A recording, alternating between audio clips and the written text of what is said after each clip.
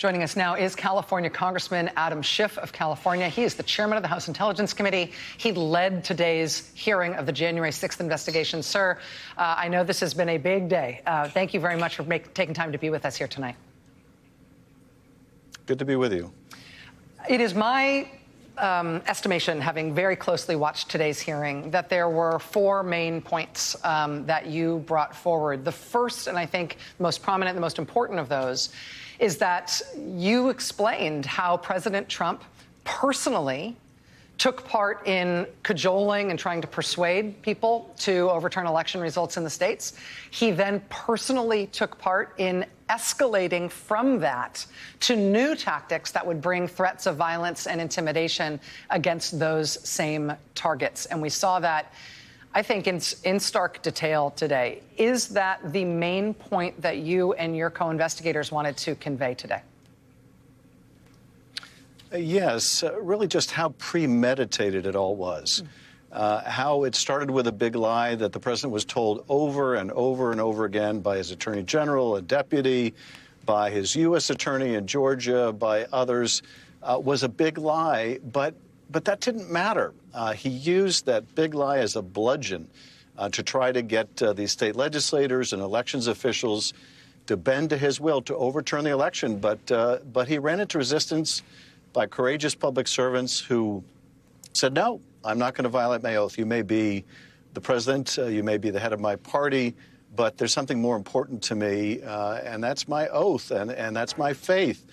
And I'm glad the public got to see these heroic people.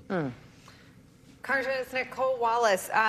Violence and it's Donald Trump's proximity to it, whether it's with Mike Pence or with the Proud Boys and the Oath Keepers, has been a constant theme. And the committee has gone farther than anyone else ever has to putting him not just adjacent to the violence, but cheering for the violence, indifferent to the consequences of the violence. Does this story deepen? I mean, do you have evidence that puts Donald Trump in the command and control position over the violence meted out by the Proud Boys and the Oath Keepers and the other insurrectionist groups? Well, I don't want to get ahead of our committee presentations, but, I think that one of the hearings where we explore what the president was doing, what he was saying and what he was thinking while the violence goes on, goes to this very point.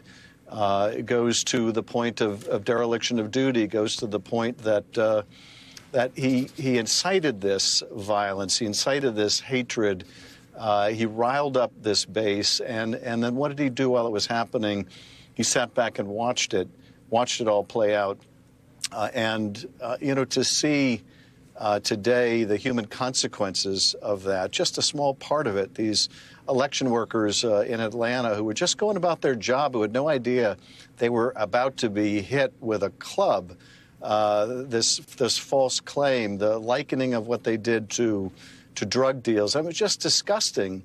And you see how people's lives were turned upside down and ultimately how lives were lost on January 6th.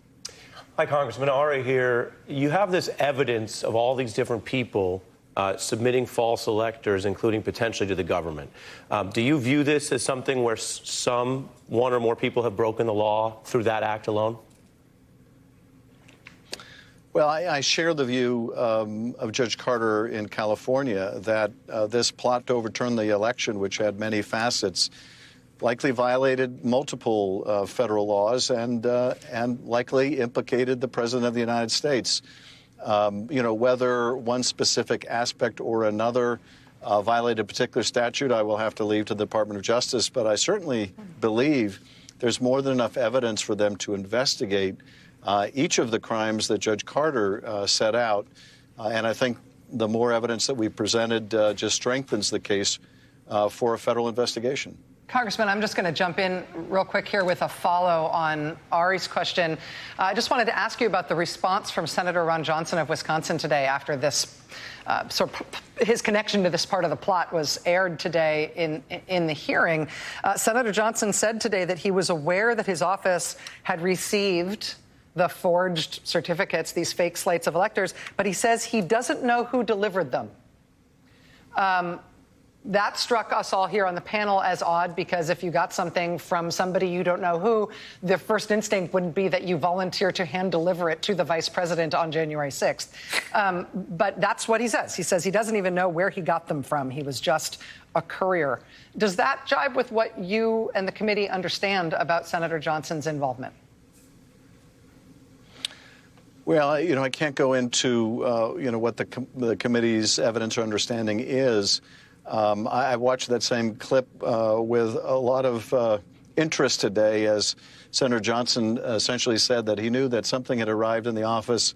His chief of staff was being asked to deliver it to, or being asked to help convey it to the vice president. This is January 6th we're talking about, and the idea that he wouldn't know what it was or anything about it, I think begs a lot of questions. Congressman, this is Joy Reid. I actually have a question about a senator as well, as Rachel did. But it's about kind of the dog that didn't hunt today. As I was watching the hearings today, I kept waiting to hear one name that I didn't, and that is Senator Lindsey Graham, who we do know from the reporting also put pressure on Brad Raffensperger and others in the state of Georgia to hand Donald Trump the votes, flip the votes that he needed in order to win that election. Can you talk a little bit about your process, about who was included and who was not included? And will we hear more about Senator Graham's involvement in this pressure campaign on particularly the state of Georgia? Well, in terms of the process, as you might imagine, there's a volume of evidence, a mountain of evidence to try to communicate through each of these hearings, which, are only lasting between 2 and 3 hours. And so we have to kind of ruthlessly say what's most important to convey to the public. And that means a lot hits the cutting room floor. Now, ultimately, we intend to open up and release our files and let the public know the much bigger volume of what we have obtained. I can't tell you exactly when that's going to happen, but we do intend to share a lot that we couldn't cover in these hearings. But yes, some very difficult decisions are made with each of these hearings. What is most important, knowing that we can't convey it all, or even more than a small fraction. Congressman Adam Schiff, Democrat of California, member of the January 6th investigation, who led today's hearing.